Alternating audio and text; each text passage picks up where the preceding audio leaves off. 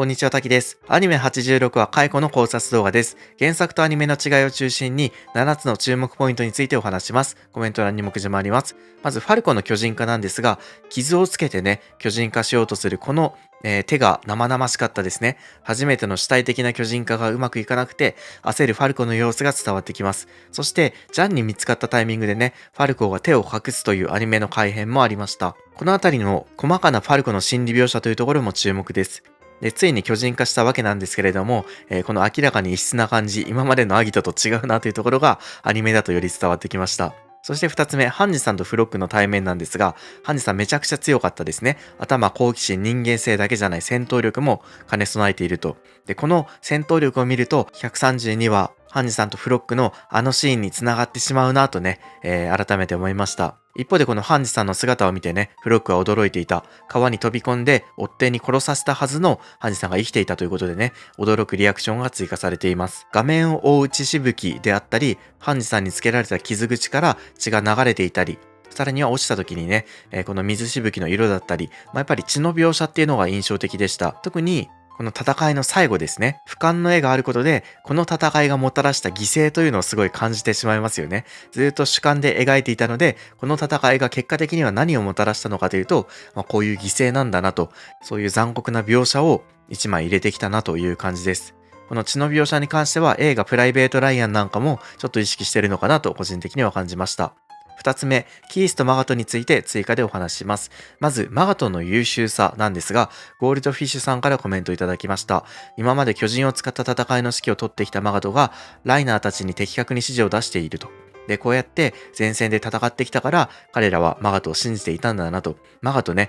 非常にうまく指示を出していましたね。個人的にこのマガトすごいなと思ったのが、ファルコの巨人が暴走した時に車力に押さえつけさせて暴走する巨人に自ら近づいて料理人のような手つきでね、ファルコ巨人を切っていました。この時のね、手慣れた手つきもそうですし、強さと優しさが同居するマガトのキャラクターというのを感じました。そして、つくしさんからもコメントいただきましたが、残っているマーレ軍で最も優秀な砲撃手、自称がまんざら嘘でもなさそうだったと。確かに今回のマガトはね、イエーガー派を的確に撃ち抜いていました。やっぱりマーレ国の中でも巨人隊それを率いる隊長だったということで、非常に優秀な軍人だったということがね、今回の回を見ると思います。他にもね、走れ走れというセリフがアニメで追加されていたところも、ちょっとした違いとしてありました。あとは東人の整備士にね、30分でできますと言われて15分でやれというところも、優秀だけど厳しいなというふうに思いました。そしてキースに関してなんですけれども、こちらね、滝アニメチャンネル、ネタバレなしのアニメ派向けの動画の方でコメントいただいたんですが、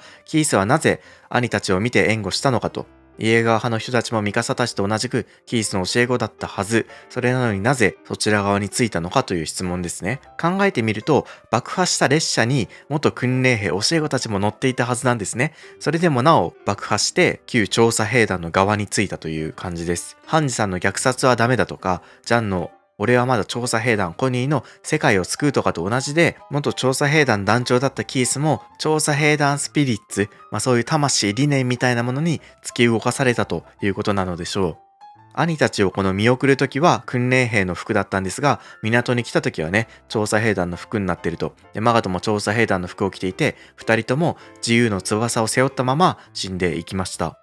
で、3つ目なんですが、兄を介して伝わることということで、コメントもらってこれ原作の理解度ちょっと上がったなと、お気づきの方も多いかもしれませんが、一応共有します。ヒロさんからのコメントですね。馬車に乗っていたメンバーで、マガトとキースの共通の教え子が兄なので、兄のことを話したのかなと思ったと。わざわざ兄にキースの存在を気づかせたっていうのは、そういうことですよね。共通の教え子だったからかと。で、こんにゃくさんからもコメントありましたが、キースとマガトの会話で職業は言っていなかったが、教え子たちが兄を連れてと言っていたので、マガトはキースが自分と同じ立場なのだと理解できたと。で、さらには、キースが兄を教え子の中でわざわざ名前を出すことによって、敵だったはずのアニレオンハートを連れてと手を組んだことも連想できて、さすがだと思いますとコメントいただきました。確かにそうですよね。共感という共通点も、このセリフによって感じたところがあるでしょうし、さらには、マガトがなぜ味方をしたとキースに尋ねていたんですが、兄たちが協力している姿から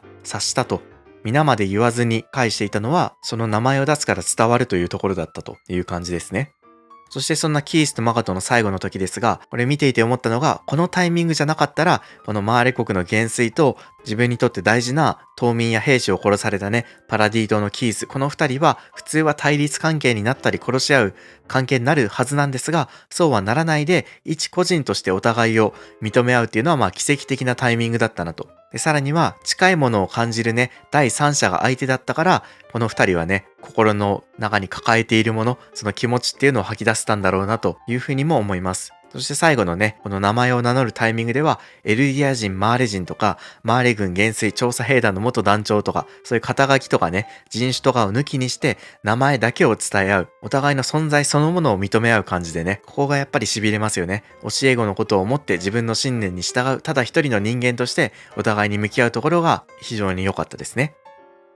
そして3つ目、ダスとサムエルの描写なんですが、いつも通りね、印象的なこのマッパの、目から物語始まったんですが、この時、アルミンが見た落ちるダスの姿というのがアニメでね、描かれていました。原作だと実は逆のアングルだったんですが、この自分たちの行為の代償を直視してしまったんだろうなと、そういう残酷な描写になっていました。で、もう一つ良かったのが、コニーとアルミンが悲しい心境の中、戦いは待ってくれないという感じでね、現実世界に引き戻す、この描き方良かったですね。実は最初のシーンって、ドンパチ音、この戦っている音が流れていないで、コニーたちから見えている世界がこう描かれているんですが、突如この女型の巨人が来てイエガー派と戦ってというところで、現実に引き戻してくると。で、漫画を読んでる時は、この自分のペースで読めるんですが、アニメっていうのは強制的にね、時間が経過していくメディアだからこそ、この戦いは待ってくれない。現実というのはこうなんだと、戦わなければいけないとね、すごい直感的に感じたので、個人的にはこの今回の回というのはアニメで見られてよかった回だなというふうに思います。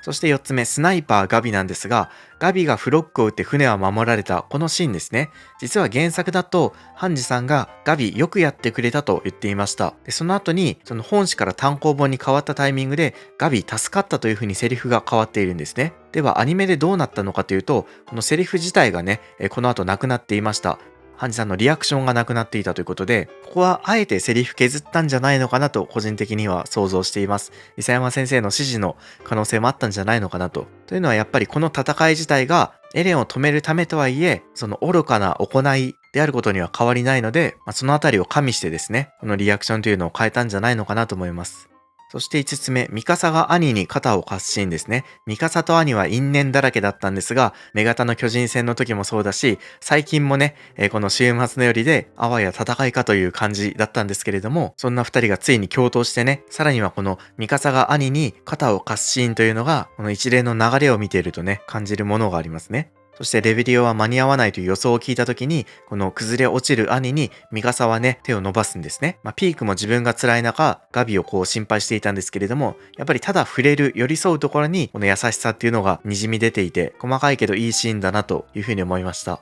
そして次にアニメでやっぱり見逃せないのが、このね、回想シーンですね。対局を見られて弱い人の気持ちがわかるジャンだからこそ、レベリオの被害を具体的に想像してしまうんだろうなと、この時のことを思い出すんだろうなと思いました。アニメだとね、この原作の123は島のあくまで描かれたところがまだ描かれていないので、次回以降描かれるでしょう。で、この回想入れてくるのも、このコニーの絶望した顔ですね。これの後に、この顔が入るので、個人的にはなんで残酷なことをするんだとね、ここを比較してみるとちょっと感じてしまいます。そして最後、清美様の地図なんですが、これ清美様がね、